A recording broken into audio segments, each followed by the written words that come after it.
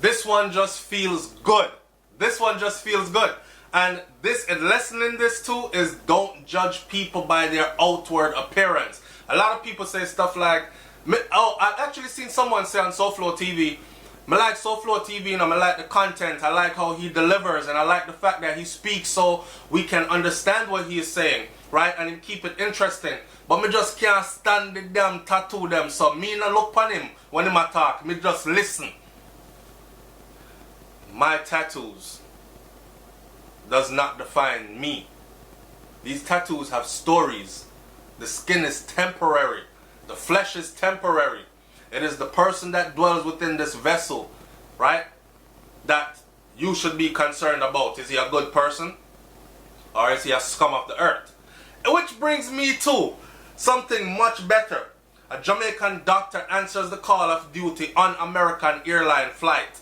And this was, this one right here, check it out. As the American this was printed August 9th of 2018. As the American Airlines flight hurtled Thursday morning past Cuba and on its way to Miami, there was a frantic plea for from an elderly woman. Is there a doctor on board? Is there a doctor on board? Her male companion, a white-haired septuagenarian, had fainted in her arms and she feared the worst. Big up to the loop for them words there. Me have to go back in my dictionary again. And I don't want any of y'all come on here and act like you know what septuagenarian means straight off the bat. Sometimes we have to go back to the dictionary, don't it? Alright, I love the creative writing though. Her male companion, a white-haired septuagenarian, had fainted in her arms and she feared the worst. Is there a doctor on board? She asked again, louder this time. The flight attendant registered a note of worry in her voice and scuttled over quickly. A 30-something-year-old lady was the first one to come over. She admitted that she wasn't a doctor, but she was proficient in first aid and CPR. She asked for a plastic bag, and immediately a scandal bag was handed to her in fine Jamaican style. Yeah? The passengers were now very concerned. The man was clearly in distress. And then a quiet, unassuming young woman with mocha skin and sharp, delicate features.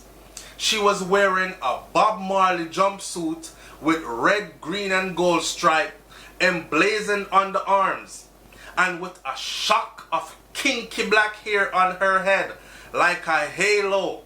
She appeared like an angel sent from high. Yo, big big up to the loop for that writing right there. This is like reading a movie script, right? She immediately took charge of the situation, asking for blood pressure cuffs to ascertain the man's blood pressure, and ordered the attendants to get an oxygen tank to assist the man with his breathing. We are close to Cuba, but we cannot land, and we are at least an hour from Miami, a female attendant said.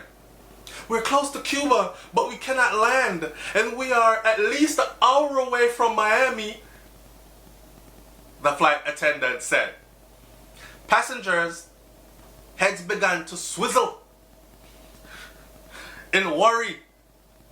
No one wanted to be a part of a bona fide medical emergency at 20,000 feet in the air.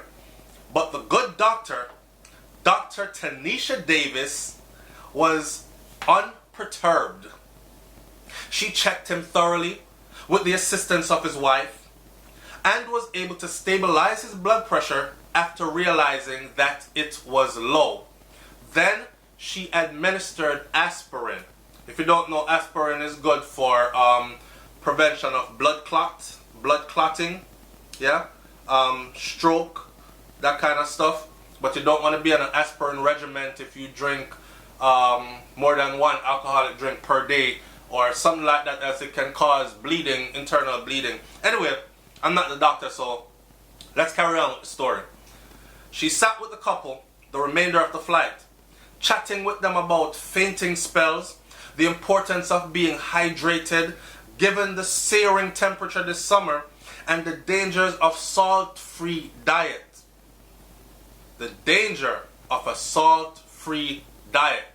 That's funny because yesterday me and wifey went shopping for stuff for dinner, and we're very particular about the salt we use. So we were looking at kosher salt, sea salt, and iodized salt, knowing that the iodized salt has that nutrient in there that is needed.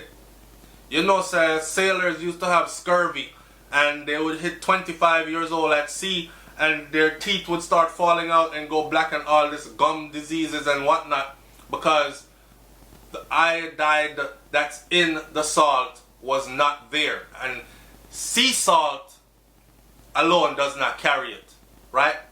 So here she is giving them a free consultation and giving them even health tips. Salt-free diet, she's telling them about the dangers of a salt-free diet, putting them at ease with her warm smile and great bedside manner. For the duration of the flight, the female flight attendant would check with Dr. Davis ever so often to give the kind doctor an update on her own 2-year-old who she had abandoned to answer the call of duty. I was just doing what the situation demanded. I'm a doctor specializing in internal medicine, she humbly told Loop, Jamaica reporter Mr. Claude Mills. Big up yourself, Mr. Mills. And the situation has been calmed and fears assuaged.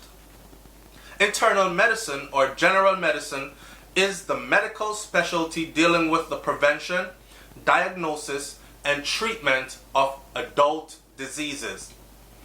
The passenger on the flight AA2370 and the elderly couple in seat 27A and 27B were grateful that she just happened to be on that flight that fateful morning.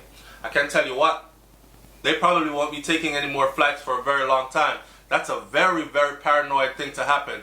That's a very scary thing to happen, to be 20-something thousand feet in the air and you go into a health crisis and the plane passing over places that it's not allowed to land in,